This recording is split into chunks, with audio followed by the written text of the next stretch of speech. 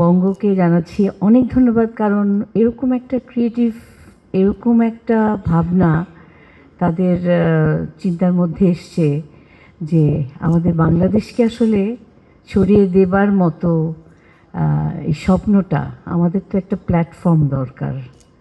সেই প্ল্যাটফর্মটা ইন্টারন্যাশনালি আমরা সেখানে গান করতে পারবো, এই স্বপ্নটা তো আমারও, এই স্বপ্নটা আমাদের যারা এখানে বসে আছেন প্রত্যেকের। আমরা সবসময় স্বপ্ন দেখেছি বাংলাদেশের বাংলা গান নিয়ে আমরা পৃথিবীর বিশ্বের কাছে ছড়িয়ে দিতে চাই।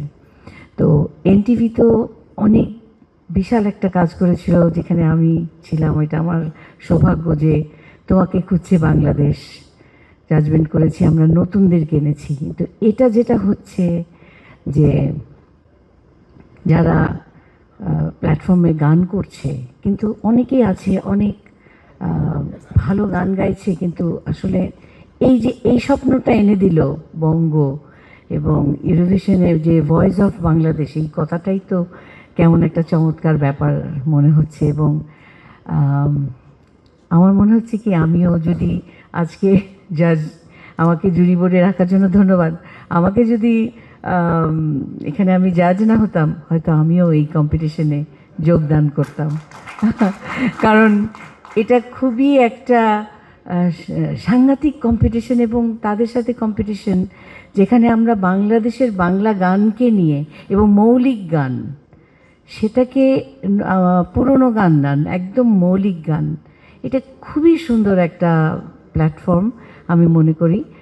আর আপনারা আমাদের যে সাংবাদিক ভাইরা, আপনারা সবসময় সহযোগিতা করছেন, এবং আজকেও দেখে সব পরিচিত মুখ, তাদেরকে দেখে আমার মনে হয়েছে, আমি তো অবশ্য সবাইকে তুই করে বলি, হ্যাঁ, তোরা সবাই সুন্দর করে একটু লিখিস, কারণ আমাদের বাংলাদেশ যখন পৃথিবীর বিশ্বের দরবারে নিজেদের গান নিয়ে একটা প্রতিযোগিতায় নামবে, সেটা কিন্তু আমাদের প্রত্যেকের জন্য অহংকার।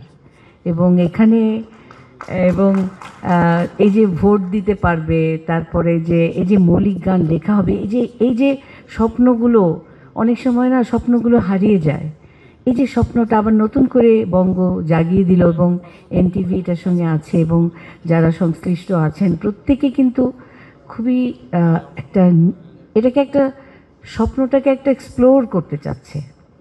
তো আমাদেরকে বিশাল একটা কাজ দেয়া হয়েছে, এটা আসলেই অনেক কঠিন।